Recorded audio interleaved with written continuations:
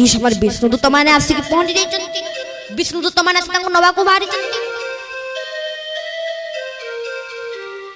বিষ্ণুদূত মানে আসি কলে যমদূত মানে তুমি কেড়ে বড় ভুল করে জানিছটি। এ হচ্ছে আম জগন্নাথଙ୍କ ভক্ত, ইয়ে হচ্ছে বিষ্ণুଙ୍କ ভক্ত।